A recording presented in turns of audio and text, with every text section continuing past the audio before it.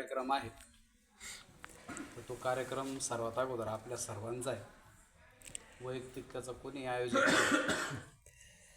आणि आज मकर संक्रांती आपल्या सर्वांना काहीतरी 2200 प्लस मला वाटतं उष्मांकाची गरज असते, कॅलरीजची. आणि या तिळाच्या माध्यमातून ती पूर्ण होऊ शकते जास्त प्रमाणात असं पूर्वच सांगायचे. म्हणून त्यांनी बरोबर त्या टायमाला तो सण म्हणजे त्या सणाला ती वाटण्याची प्रथा ठेवली. म्हणजे एकमेकाच्या देवाणघेवाणीतून ती प्रत्येकाची गरज त्या ठिकाणी पूर्ण होईल असं त्यामागे आपल्या पूर्वजांचा हेतू होता. आणि निश्चितचपणे आज मला तर किटे साहेबांना सोन्याचं बिस्किट पाठवलं. मला वाटतं सोन्याचं तिळगुळ आहे, परंतु त्यांना म्हटलं सोन्याचं नका पाठवू, पण डायरेक्ट प्रत्यक्षात देऊन इथं हे द्यायला. म्हणजे याचं कारण असं की आता मोबाईलच्या बाबतीत तर काही बोलत नाही, परंतु आपल्या 200 किलोमीटरच्या म्हणजे की मी तो हजारो किलोमीटरच्या मित्राला आपल्याला एका सेकंदात मेसेज टाकता येतं मकर संक्रांतीच्या हार्दिक शुभेच्छा.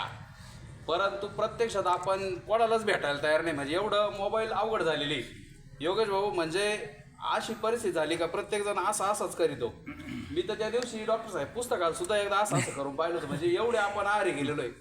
तर त्या युगात आणि ह्या युगात जर एकोप आपल्याला जपायचं असेल तर मला वाटतं की कुठंतरी संकल्पना होती की आपण सर्वांनी कुठंतरी एकत्रित आलं पाहिजे. आणि याच्यासाठी आपल्या लोकमान्य टिळकांनी असेल 94-95 गणेशोत्सव आणि शिवजयंती साजरी केली की जेणेकरून आपल्या सर्वांच्या मध्ये एकोपा तो टिकून राहावा अशी त्यामागे दृढ भावना त्यांची होती.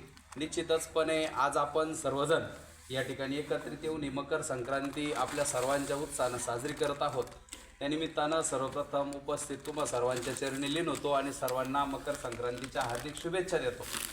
निश्चित यानंतर शुक्रवारी 16 तारखेला आपल्या इथे स्वस्वरूप संप्रदाय नरेंद्राचार्यजी महाराज नानिजधाम यांच्या सत्संगाच्या वतीनं स्वस्वरूप संप्रदायाच्या वतीनं आपल्या वाकला गावात भव्य असं रक्तदान शिबिर म्हणजे तो कार्यक्रम महाकुंभ 2026 रक्तदानाचा महाकुंभ 2026 या नावानं चालू आहे.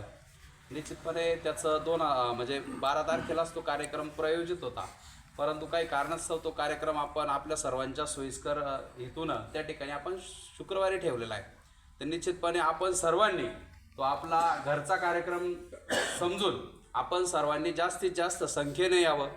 किमान कमीत कमी आपण सर्वांनी आलं, भले रक्तदान करा नका करू, परंतु आपण जर नुसतं रक्त जरी चेक केलं तर आपलं HB किती आहे किमान थोडीशी एखादी तपासणी त्या माध्यमातून आपली होऊ शकते. हा सुद्धा त्याचा खूप मोठा चांगला फायदा आहे.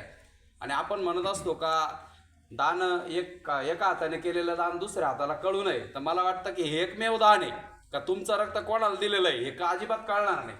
म्हणजे निश्चितपणे मला वाटतं की आपण भविष्यात म्हणजे कोणाला कशाची गरज वाटेल ते सांगता येत नाही. कदाचित पैशाची गरज म्हणजे जर जाणवली तर ती निश्चित पूर्ण होणार आहे, परंतु रक्तदानाची गरज लवकरात लवकर पूर्ण होत नाही. रक्तदानाची ती कमतरता तूट जाणवते.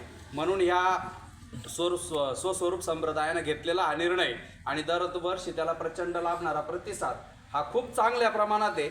आणि निश्चितपणे हा आपल्या गावाचा कार्यक्रम समजून आपल्याला बंधुत्वाचं म्हणजे जसं स्वामी विवेकानंद म्हटले की सर्व म्हणजे माझ्या बंधू आणि भगिनींनो, आणि ज्ञानेश्वरांनी सांगितलंच आहे की हे विश्वची माझे घर. म्हणजे ह्या वृत्तीप्रमाणे मला वाटतं की आपण हा कार्यक्रम चांगल्या पद्धतीनं आपण सर्वजण उपस्थित राहून ज्यांना शक्य आहे त्यांच्या वतीनं आपण रक्तदान करून निश्चितपणे चांगल्या पद्धतीनं.